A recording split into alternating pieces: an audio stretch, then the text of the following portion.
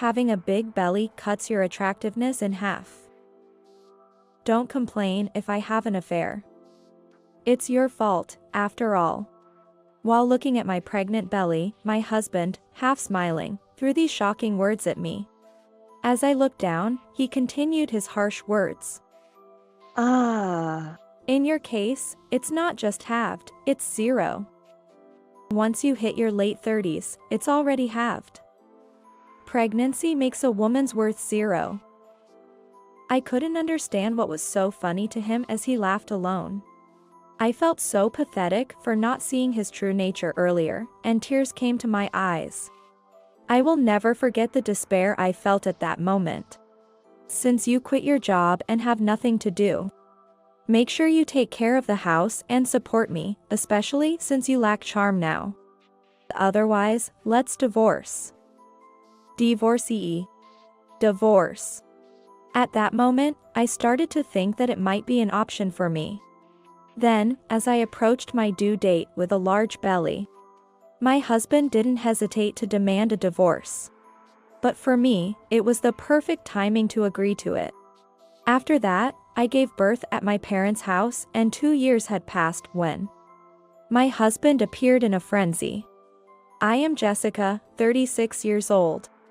In my 3rd year of marriage, I was experiencing my first pregnancy. As my belly grew, so did my affection. It's something I wouldn't have understood if I hadn't become pregnant. My husband Chris is a successful salesman, 2 years older than me, working for a major corporation. He often comes home late due to overtime, and since we were dating, I've always been concerned about his health. I've left some homemade dishes in the fridge for you to eat. You'll lack vegetables if you only eat out. Thanks. I'll eat them with the lunchbox.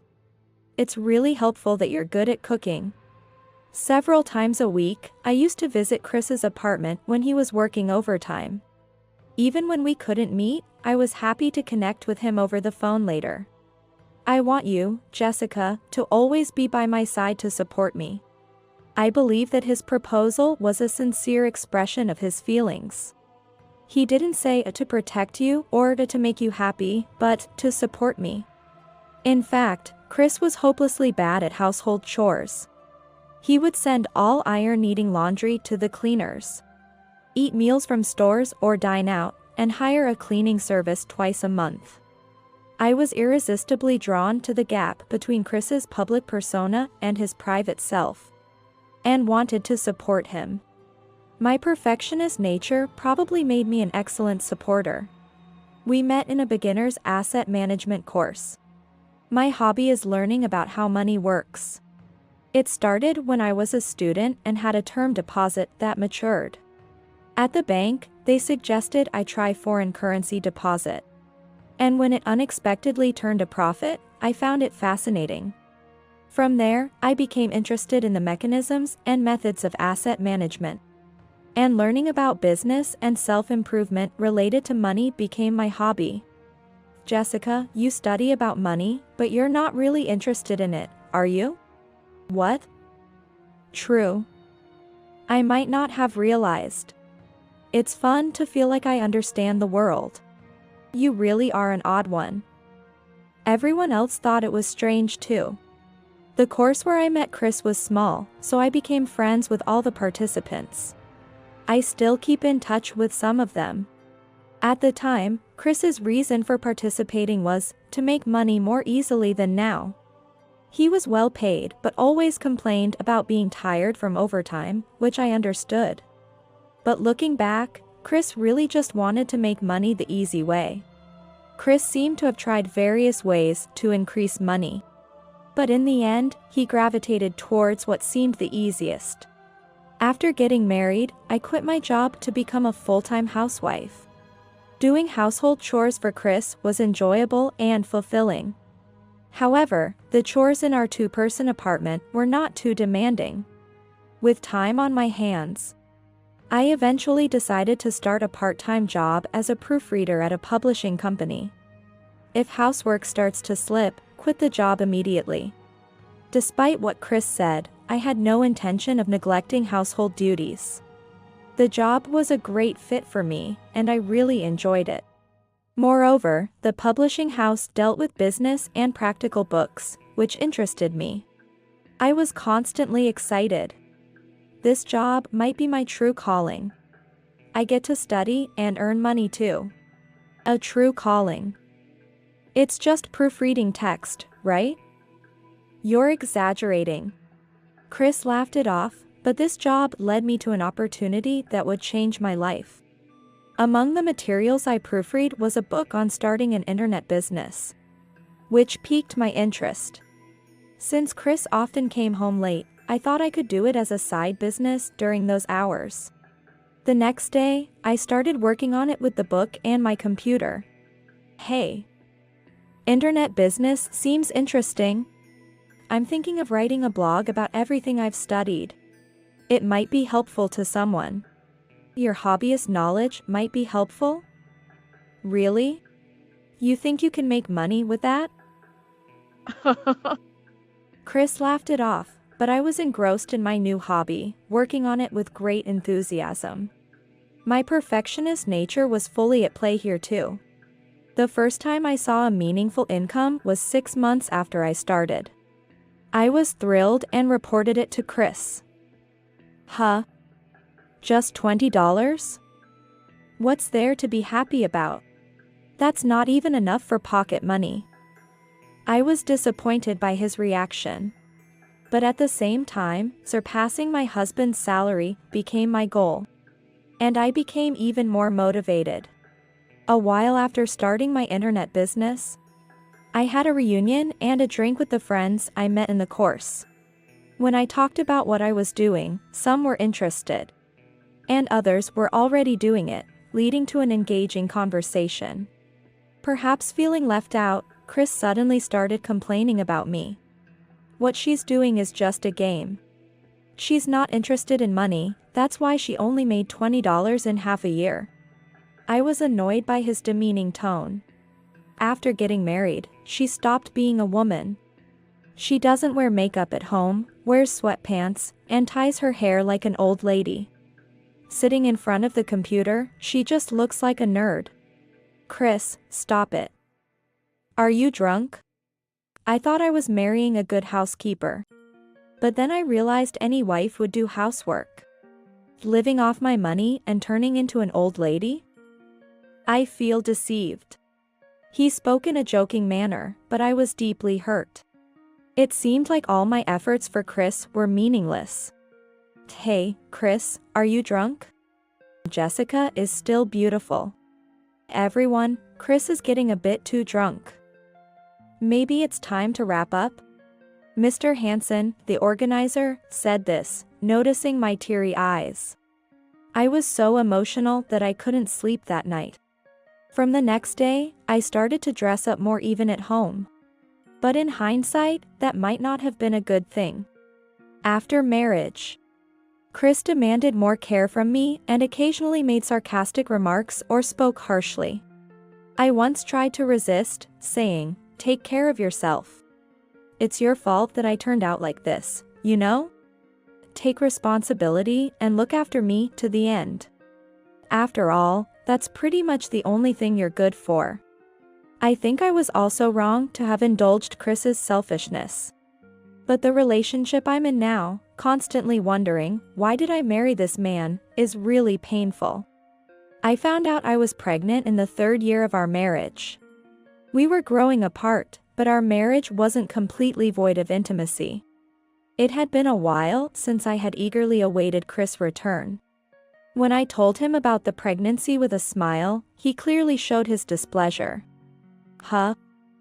Who said you could get pregnant? The look on his face, furrowed brow, was unmistakably one of discomfort. You married me to take care of me, right? Who's going to take care of me when the child is born? I had hoped that having a child might help us rebuild a happy family, even with our differences. It was a real shock to realize he had been thinking of me as just a housemaid or servant all this time. I didn't want a child yet. Sorry, but you'll have to abort this time. I was momentarily breathless at his unbelievable words. I had always had irregular periods and knew I had a less fertile constitution. There was no guarantee I could get pregnant again. Please. Let me have this child. I won't trouble you, Chris. I pleaded desperately. This might be my only chance to get pregnant. My heart was racing, making it hard to breathe. It's a nuisance that you're pregnant. Here's the deal. If you use pregnancy as an excuse to slack off at home, then you'll either have an abortion or we'll divorce. After the birth, you're taking 100% care of the kid. It's your choice to have it, after all. Despite his harsh words, I was relieved to have his permission. But could I really take care of a baby and support Chris at the same time? I was full of anxiety, yet I couldn't let go of the hope that seeing our child might change him. With the pregnancy, I quit my part-time job and put more effort into my internet business. I had been running it for over 2 years and had a stable income from the first blog I started. I had recently come close to reaching my goal of earning as much as my husband's salary. Since that drinking party, Chris had been averse to hearing about my work. Don't ever talk about that in front of me again. It irritates me. Perhaps he despised people who could make easy money, even though he wished for it. In the end, I never had the chance to discuss my current situation with him. Nor did he show any interest in hearing about it. Keeping it to myself led to a good outcome later, but at that time, I was frustrated not being able to share my joy. By the 5th month of pregnancy, my belly had visibly grown. One weekend morning, while drinking coffee, Chris looked at my belly and said something shocking with a half smile. A growing belly halves your attractiveness. Don't complain if I have an affair. It's your fault for getting pregnant. Hearing my beloved husband declare infidelity because of my pregnancy hurt me deeply. Chris continued to twist the knife. In your case, it's not just halved, it's 0. Your value as a woman half the moment you hit your late 30s. Pregnancy makes it 0. I couldn't understand what was so funny to him. That he couldn't rejoice in the new life inside me and instead ridiculed my changing body. My despair deepened, still holding out hope for him. Since you quit your job and have nothing to do, make sure you take care of the house and support me, especially since you lack charm now. Otherwise, let's divorce. Divorcee. This must be Chris's true nature. I felt so pathetic for not realizing it before we got married. Divorce. It was at that moment I started to consider divorce as a real possibility. Having quit my part-time job to focus on my work, I now easily earn more than Chris's salary. I could live comfortably even if we divorced. After his laughter, as Chris was getting ready to go out, I asked him where he was going. I don't need to tell you, do I? Maybe I'm going to see my mistress. Chris left the house laughing cheerfully. It's not a maybe, he was definitely going to meet his mistress. I had known about it for a while, thanks to a friend.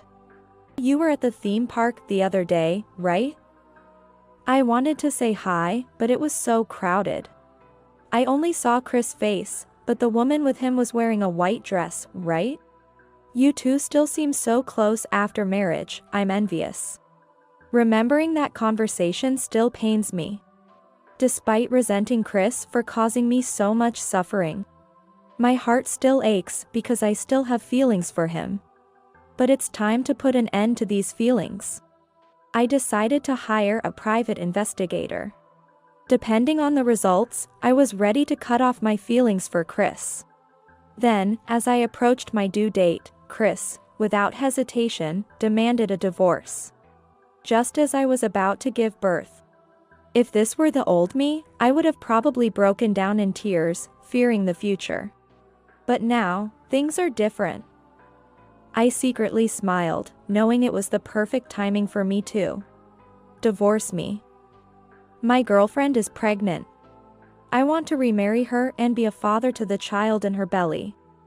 You should remarry the father of your child too. Huh? What are you talking about? That's Mr. Hansen's child, right? No wonder you were defending him at the party. I have proof. Chris took out a voice recorder. When he pressed play, a phone conversation between me and Mr. Hansen played. He must have hidden it in the living room. Mr. Hansen? Yes, that's right. I'm not sure what will happen after the birth. Yes, I'd like to meet. Could you keep it a secret from Chris for now? What's this secret meeting with Mr. Hansen about? I never heard about you meeting him personally. I sighed. He called to see if I wanted to work. But I can't say what will happen after the birth, so I've put it on hold. You can say anything, but I can't trust you anymore. Chris, since we're both at fault, we can agree not to demand compensation, right?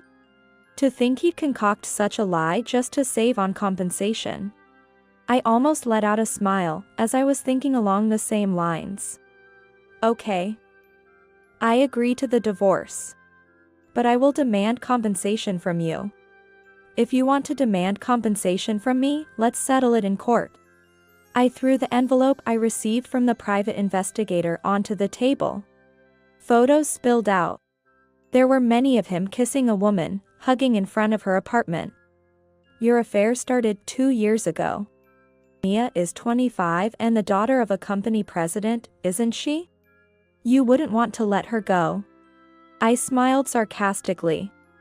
I'll submit this as evidence, so you just submit that audio from earlier. We'll also do a DNA test, just to be clear. Chris, perhaps out of anger, was trembling with his face flushed red. He probably never thought I was investigating. Fine. I'll pay the compensation. Mia is young and beautiful, and on top of that, she's rich, unlike you. After remarrying, I can work at her father's company and won't need to be a corporate slave anymore. So this is what Chris really thinks. Catching a young, wealthy heiress to make an easy fortune. I'm sick of a woman like you. I want to raise the child with Mia. When I was pregnant, he said he wasn't ready for children yet. Is this the irony of fate? Even though I thought I was over it, my heart constricted in that moment. I'll claim compensation, but if you promise never to call yourself a father to this child, I won't ask for child support. Really? Then let's do that. That child isn't mine. And make sure you never show up in front of me again. Even though it's what I wanted, hearing those words from Chris cut deeper than I imagined. Never involve yourself with us again. And about the division of property. No division of property. We're divorcing on mutual agreement, right? I was relieved he said it before I had to. All right. I'll prepare the divorce agreement. It's for the best for both of us, isn't it? Yes. No, let's make it an official document. I don't want any complications about money later on. Chris must know deep down that the child in my belly is his. Later, we officially settled the divorce, covering compensation, child support, and property division. Chris tried to skimp on compensation, just like I didn't want to give any of my money to Chris, who belittled my work. I moved back to my parents' house and safely gave birth to a girl. With my parents' help, I was able to continue working while raising my child. This was only possible because of my internet business. Nearly 2 years after giving birth, I received several calls from an unknown number. Wondering who it could be, I answered the phone. Jessica. What's this about? Explain. His shout was so loud that I instinctively moved the receiver away. Ah. He found out, I thought, sighing with irritation and annoyance. It was Chris. I heard you're successful, making over $10,000 a month. Is it about that internet business you mentioned before? Then you should have told me. It's joint property, right? Chris ranted loudly. Back then, he was so against discussing it. I responded calmly. You were the one who said no property division, remember? Our divorce was on mutual agreement. We even made it official with a document, so there's nothing you can do now. I'm really busy. Don't call me again for such nonsense. On the other end of the phone, Chris was still ranting, but I just hung up. He must be desperate to contact me even after we've exchanged a notarized agreement. Concerned about my daughter, I left at my parents' house. I called my father. The next day, Chris apparently stormed into my parents' house in a frenzy. I was deceived by Jessica. Please let me talk. How can you be so cunning and not feel ashamed as a parent? Jessica. Let's talk properly. I won't leave until you come out. Though my father knew what I had told him. He was exasperated by Chris causing a scene at the doorstep. My father handed Chris a note with my whereabouts. Jessica is there. Go talk to her. You're the coward who cheated, destroyed your family, and abandoned your child. Get out of here. If you come here again, I'll call the police immediately. After being sternly rebuked by my father, Chris took the note and left. He probably intended to come straight here. The high-end resort hotel where I was staying was only a 2-hour drive from my parents' house. As dusk approached, the front desk called me. I asked them to tell him to wait in the lounge and leisurely left my room. The view of the sea dyed red by the sunset from the lounge was beautiful. As I sat down in front of Chris, who looked out of place and anxious, I ordered a gin and tonic from the waiter. Why are you in such a fancy hotel? What? You're drinking? Yes, I've finished my work for today. This high-end hotel is my favorite. I answered with a smile. Work? You're making over $10,000 a month? How is that possible? Were you deceiving me? Deceive? You weren't interested in me, were you? I told you many times that I was trying internet business, remember? Yeah. I heard you made $20, but you never said anything after that. So I thought you quit. How much were you making before we divorced? I almost burst into laughter. Why is he so desperate? I told him that I was already earning more than his salary before we divorced. No way. Why did I divorce you? I've been so unlucky since we divorced. Chris then began to talk about his current situation, seemingly deflated. Mia can't do housework at all.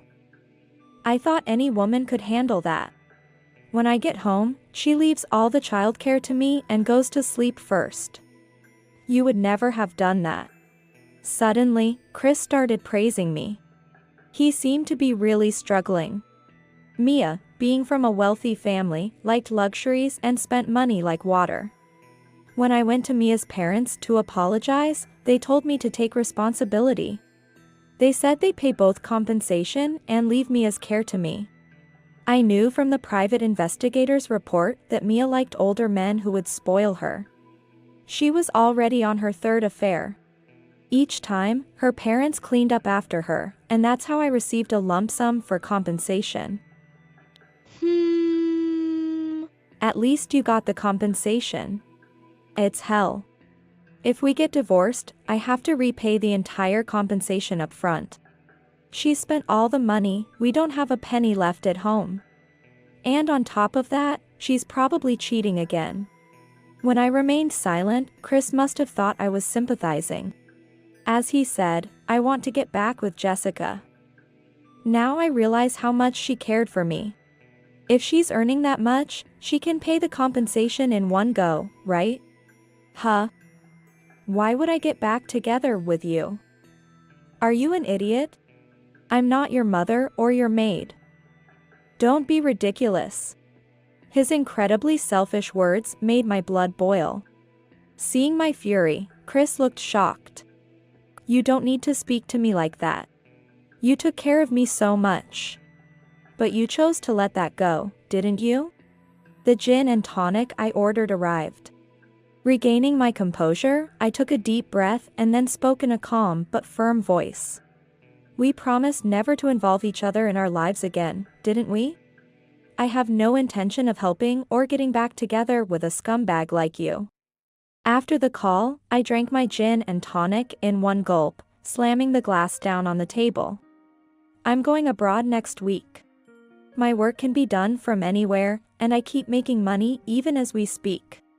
That's the system I've built. And just to correct you. I stood up, looking down at Chris. My monthly income isn't $10,000, it's $30,000. If you ever show up at my parents' house or let my daughter see you, you'll pay the agreed upon penalty of $50,000 in one lump sum. Leaving Chris gaping and speechless, I walked away. The divorce agreement stipulated that if Chris showed his face to our daughter, or if she went to see him, we'd each pay a $50,000 penalty. This would surely be the last time I ever saw Chris. I finally felt completely relieved. Chris continued his marriage with Mia. He couldn't get divorced, that was the real situation. The life Chris had dreamed of was far from reality, as he was merely burdened with the care of Mia's troublesome daughter by her parents. Unable to change jobs from his overworking company, he looked worn out from balancing work and childcare every day. Despite everything, I hoped he would learn the difficulty and joy of caring for someone through parenting. Mia was reportedly involved in another affair, being sued for compensation by the wife of her partner. But it was unclear if Chris had the ability to pay. Perhaps Chris would decide to divorce for the sake of the child. As for me, my work was thriving, and I was being invited to give lectures in various places. It felt great to help others with what I had learned and practiced. It all started when Mr. Hansen invited me to speak about my approach to work at a study session he was organizing. It was the same discussion we had during the bugged phone call. I still maintained a good business relationship with him. My daughter was growing up fast, turning into a wonderful child, much to my pride as a parent. Despite the hardships, I learned a lot from my marriage with Chris. If I wanted my daughter to grow well, I knew not to be overly protective. I planned to continue watching her grow, respecting her independence,